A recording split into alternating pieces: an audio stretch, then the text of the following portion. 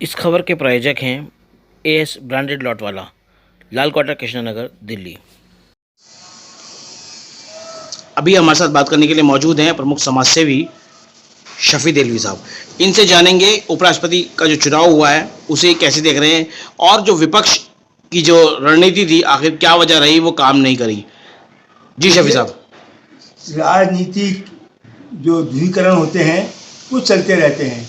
इसको पब्लिक को ज़्यादा सीरियस लेना नहीं चाहिए। पहली बात तो ये है, क्योंकि ये सब इनके पहले से मैंने होता है। राजनीति राजनेताओं का खेल है और इसमें पहले से लोग बड़े भावुक हो जाते हैं। अब ये जीतेगा, वो जीतेगा, वो जीतेगा, ऐसा होना चाहिए, वैसा होना चाहिए। बस पब्लिक को इन सब बात में उलझा रखा है। पहले से उनके पास पता था, अरे चुनाव हो रहा है, पहले से मालूम था। एनडीए वालों को पूरी तरह से उन्होंने इशारे का इंतजाम कर रखा था, खाने पीने का, आज का डिनर का, कि हम जीतेंगे। हमें पता है, उनको पहले से पता था हम जीत रहे हैं, पहले से पता है। क्या बात हुई है, ये सब मैनेज है ना। मैंने पहले से कैसे इंतजाम कर रखते हो, आपने इंतजाम करके रखा हमने अपने आदमी के लिए कि जीतेगा जी। आज अखबार में हमने पढ़ा, हैरत इस बात तो हुई है कि उनको पता था कि हम ही जीत रहे हैं। अब तो खामखाम भावुक हो रहे हैं, बैठ के हिसाब लगा के बैठ रहे हैं। पब्लिक को तो बेवकूफ बना रखा है बस। तो क्या लग रहा है जो सवाल उठ रहे थे इस तरह के, वोट चोर गद्दी छोड़, अब वो सारी चीज़ें, सारी रणनीति फेल हो गई है। कहीं ना कहीं जो विपक्ष का लामबंद था वो इस चुनाव में पूरी तरह से विफल दिखाई दिया। वही कह रहा हूँ ना आपसे कि सिर्फ नारेबाजी करने से, उधम मचाने से, सब बातें करने से कुछ होने वाला नहीं है। जो मैनेजमेंट है उस मैनेजमेंट पे आप ध्यान दीजिए। मैनेजमेंट तो पूरा है, जो मैनेज कर सकता है वही कामयाब हो सकता है। आप बाकी बातें बाहर बैठ के करते रहो, जितना मर्जी आप बोलो, खूब नारेबाजियाँ करो, खूब सब कुछ करते रहो। क्या रह गया, क्या मिल गया? मैनेजमेंट दूसरा है, मैनेजमेंट को चैलेंज क्यों करता नहीं? असल चीज़ है मैनेजमेंट को चैलेंज करने का, हम उसको तमाशा बना देते हैं। तमाशा बना हुआ है ये, हम बैठे हुए देख रहे हैं, सबके सामने है। क्या हो रहा है दिल्ली में आप देखो, यूपी में क्या हो रहा है आप जाके देखिए आप, हैं? बस सब जगह रहमदिल वाली बात है। हम बड़े रहमदिल हैं, बड़े जनता का सुख होना चाहिए। किसका सुख होना चाहिए? कोई काम हो रहा है क्या? कोई ऐसा चीज़ बताइए जिससे जनता को सुख पहुंच रहा हो। कोई भी सरकार हो, किसी की भी, मैं किसी का एक पार्टी के पक्ष में नहीं बोल रहा हूँ, मैं सिस्टम की बात कर रहा हूँ। जो सिस्टम है, राजनीतिक सिस्टम, सरकार चलाने का सिस्टम, उसके नियम, उसके अधिनियम, उसके कानून कहाँ है? वो कानून को कौन बात कर रहा है? बताइए ना, किस कानून पर बात चल रही है? जनता का जिससे ताल्लुक है उस पर कोई काम हो रहा है? जनता की शिकायत कर सकती जाके? ये सब सियासी तमाशाबाजियां हैं और इसमें पब्लिक उलझ के रह गई है। 3 काम चल रहे हैं, धर्म पर राजनीति चल रही है। लोगों को बुलाओ, मंदिरों में मारो, पीटो, कोई कहने और सुनने वाला नहीं है। कोई चीज़ नहीं है ऐसी, कुछ नहीं होने वाला। नए कानून पास होंगे, नई चीज़ें पास होंगी। राजस्थान में पास हो गया तो जबरदस्ती धर्म परिवर्तन, गैर कानूनी तौर पर ये सब शुरू कर रखे। बस कोई ना कोई धार्मिक बातें पैदा होनी चाहिए, लोग उसमें उलझे रहें। मैनेजमेंट में कोई ना जाए, अपने काम पे कोई ना जाए। एजुकेशन के ताल्लुक से सब चीज़ बर्बाद हो चुकी। एजुकेशन के ताल्लुक से प्राइवेट पब्लिक स्कूलों में कितनी धांधली हो रही है। कोई इस पर संज्ञान लेने वाला है? कोई वहाँ पर किसी का कोटा फिक्स है क्या? कहीं पर यहाँ ओबीसी वाले, माइनॉरिटी वाले, SC ST वाले आपके यहाँ मौजूद है, शहर में, मुल्क के अंदर मौजूद है, वो अपनी कंप्लेंट कहाँ करें, अपने बच्चों के लिए बात कहाँ करें, उसके लिए आगे प्रोसेस के लिए क्या करें? कोई कमीशन है आपके पास? कहीं है कोई चीज़? इसके लिए किससे बात करोगे जाके? आपके पास कुछ भी नहीं है। एजुकेशन बर्बाद, कारोबार बर्बाद, और उसको सब पे हावी करती है राजनीति। कौन बोल रहा है यहाँ पर? बस हमदर्दी सिंपैथी आती है। कोई बीमार हो गया, कोई शराब में दब गया, कोई बाढ़ में आ गया, मैं इससे बड़ा काम हो रहा है। और जो 24 घंटे जिंदगी किसी गुजर रही है, बच्चे क्या कर रहे हैं, बच्चे कहाँ जा रहे हैं, तालीम पे कहाँ पहुँच चुके हैं, रोजगार का क्या हाल है लोगों के, कुछ पता नहीं। कोई कहने सुनने वाला नहीं है, कोई जरूरत नहीं कुछ कहने की। ज़्यादा बोलेगा धार्मिक चीज़ में उन्माद खड़ा कर दिया जाएगा। हर बात में धार्मिक उन्माद, बताओ क्या हो रहा है, उसके ऊपर बोलेंगे, मजा लेंगे, सोशल मीडिया पर डालेंगे। चाहे कितना नुकसान हो रहा हो, सोशल मीडिया हवा नहीं चाहिए, नाम चल दिया है भाई। हर चीज़ को सोशल मीडिया का निशाना बना के रख दिया गया।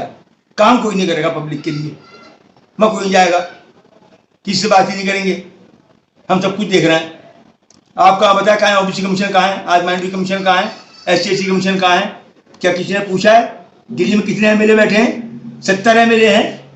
किसी ने पूछा है क्या? देश में कितने MP वहाँ बैठे हैं? किसी ने पूछा है? प्रधानमंत्री से किसी ने होम मिनिस्टर से पूछा है कि अब क्या प्रोसेस है भाई, किसका क्या काम चल रहा है, क्या हो रहा है? कोई पूछने वाला है? उस पर कोई बात नहीं होगी जो मैनेजमेंट का ताल्लुक है उससे। और जितने लोग भी धार्मिक उन्माद पैदा करते हैं वो राजनीति में हीरो कहलाते हैं। आज एमएलए बनते हैं, मंत्री बनते हैं, वही बनते हैं जो इस तरह धार्मिक उन्माद खड़ा करते हैं, उन्हीं का बात करती है। ये हमारा हाल है। कभी हम कानून की बात करते हैं, कानून का मजाक बना दिया जाता है, कानून से खिलवाड़ की जाती है, कानून के जरिए सबका काम कर दिया जाता है, शब्द कानून के लेते जाके कानून का मजाक बनाते हैं, उल्लंघन कानून का करते हैं। क्या ये सब राजनीति ध्रुवीकरण है। राजनीति से जोड़ दिया गया धर्म को, धर्म से राजनीति जुड़ेगी तो यही हाल होगा।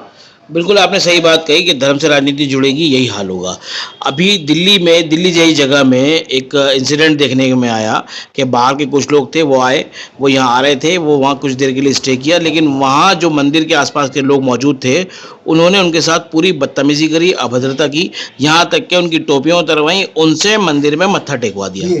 तो ये दिल्ली जैसी जगह पे हो रहा है। तो आपने बिल्कुल सही कही कि राजनीति पे जो है धार्मिक वो स्वभावी है, तो उसका असर कहीं ना कहीं युवा पीढ़ी पे देखने को मिल रहा है। दिल्ली में मेंशन करनी है, दिल्ली के सिर्फ पूरे देश के हालात में जो मदरसे बंद किए जा रहे हैं। आप देखो क्या क्या नहीं हो रहा है, राजस्थान में क्या हो रहा है, दिल्ली में क्या हो रहा है, उत्तराखंड में क्या हो रहा है, हिमाचल में क्या हो रहा है, आसाम में क्या हो रहा है। कितने कितने तूफान खड़े रहे हैं, कैसे तूफान आ रहे हैं बैठे हुए, आप उनको नहीं देख रहे हैं। आज दिल्ली की बात ना करें, आप पूरे देश के अंदर एक माहौल बना दिया गया है और हम उसको लीगल तौर पर लेते नहीं और रीजनल तौर पर हम उससे मुतासर हो जाते हैं। बड़ा ऐसा हो रहा है, बड़ा ऐसा हो रहा है, बड़ा वैसा हो रहा है। अरे अपने कारोबार पर ध्यान दो, भी तालीम पे ध्यान दो। तालीम पे आगे जितने भी समाज कारकुन हैं वो जो पॉलिटिक्स करते हैं वो पॉलिटिक्स कम करें और समाज सेवा ज़्यादा करें। अगर देश को बचाना है, जनता को बचाना है, जनता के लिए इसमें काम करना है, खाली नारेबाजी करने से, तमाशे करने से देश का भला नहीं होगा, जनता का भला नहीं होने का। सब उसके जिम्मेदार हैं। जो भी समाज राजनीतिक कार्यकर्ता हैं, अगर वो समाज सेवा में नहीं लगते हैं, ब्यूरोक्रेसी को चैलेंज नहीं करेंगे, सिस्टम को चैलेंज नहीं करेंगे। आज दिल्ली में बैठे हैं आप, मुझे बताइए, राइट टू एजुकेशन कानून बना था 2009 में। राइट टू एजुकेशन कानून बना था 2009 में पूरे देश में। पूरे देश का एक भी वज़ीर आला बताए, भारत का प्रधानमंत्री बताए, एजुकेशन मिनिस्टर बताए कि उसको कहाँ लागू किया गया है, उसके नियम कहाँ लागू किए गए। आज बच्चों की तालीम का क्या हाल है, डबल स्टैंडर्ड हो गया एजुकेशन का। आज प्राइवेट स्कूल अपनी मनमानी कर रहे हैं, कौन रोक रहा है उसको? प्राइवेट स्कूल का वजूद कहाँ है? राइट टू एजुकेशन 2009 के अंदर राइट टू एजुकेशन के मुताबिक आप बताइए कहाँ प्रावधान है कि प्राइवेट स्कूल होंगे, पैसे देके पढ़ाई होगी, डोनेशन दिया जाएगा? कहाँ है बताइए? दाखिलों में क्या होता है, कितनी फीस दी जा रही है, कौन पढ़ाते थे अपने बच्चों को? और जितने गरीबों के बच्चे हैं, ओबीसी के बच्चे हैं, जितने भी SC बच्चे जिनके जो पढ़ रहे हैं, माँ बाप की मेहनत से पढ़ रहे हैं, वो कहीं भी सर्विस में नहीं जा सकते।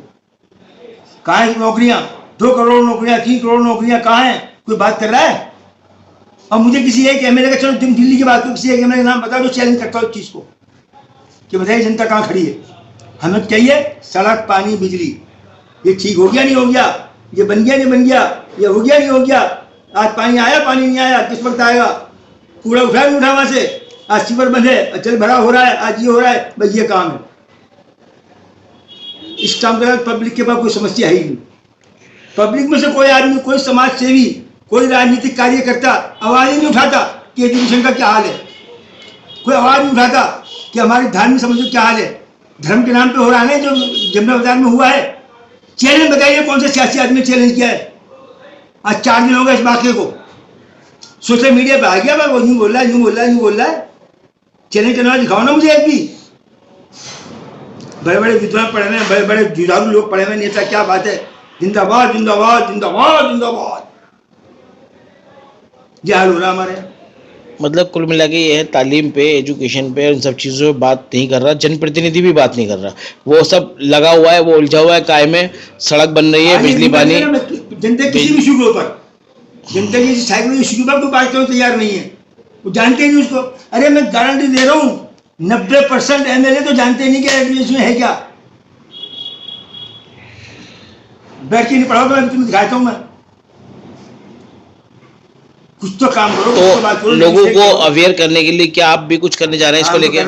कर रहे हैं। राइट टू एजुकेशन के ऊपर सेमिनार करेंगे, बाकायदा राइट टू एजुकेशन को ट्रांसलेट करके 2 जबानों में पब्लिक के बीच में लाएंगे, उसको छापेंगे, शाया करेंगे उसको, और उसमें लोगों से बात करेंगे और उसको लेके तो सरकार तक जाएंगे कि बताइए ये क्या है, ये कानून है या नहीं है। अगर ये कानून है तो इस पर कहाँ अमल हो रहा है, हमें जवाब दे दीजिए इस बात का।